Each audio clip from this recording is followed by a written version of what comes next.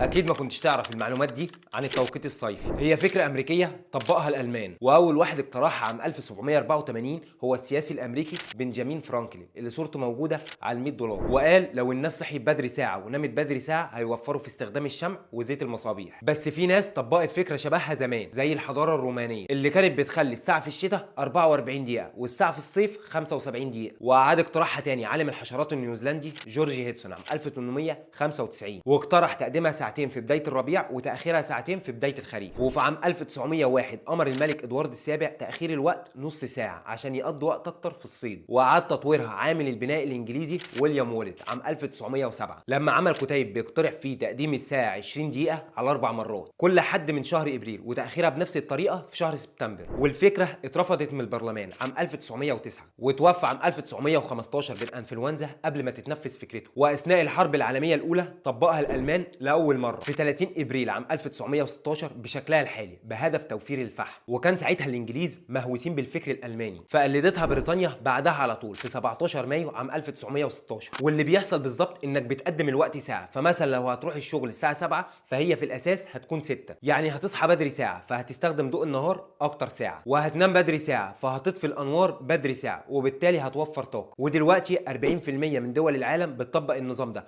بهدف توفير الطاقه. وبالنسبه لمصر دي ما كانتش اول مره يلغوه ويطبقوه تاني، لان بعد ما دخلوا البريطانيين مصر سنه 1940 اثناء الحرب العالميه الثانيه لغوه تاني سنه 45 وطبقوه تاني في 57 وفضلوا مطبقينه لغايه اما لغوه في 2011 ورجعوه تاني في 2014 5 اشهر بس من غير شهر رمضان عشان النهار ما يكونش طويل، ولغوه تاني في 2016 عشان ما كانش ليه تاثير محسوس على توفير الطاقه. ده غير انه بيأثر بالسلب على الساعه البيولوجيه، والليل بيكون اقل فالناس ما بتنامش كويس فده بيأثر على شغلهم. ده غير حوادث المواصلات اللي بتحصل الصبح بسبب الضلمه. ورجعوه تاني في 2023 لان الدراسات دلوقتي بتقول انه بيوفر 10% من الطاقه، وبيبدأ في مصر كل سنه مع بدايه اخر يوم جمعه من شهر ابريل وبينتهي مع اخر خميس من شهر اكتوبر. والدول اللي بتطبق النظام ده بيخلي اليوم اللي بعده اجازه، وعشان كده بيطبقوه عندنا يوم الجمعه. وخليك عارف ان توقيت الصلاه بيتغير واي جهاز متصل بالنت بيتغير لوحده. وبس كده خلص الكلام.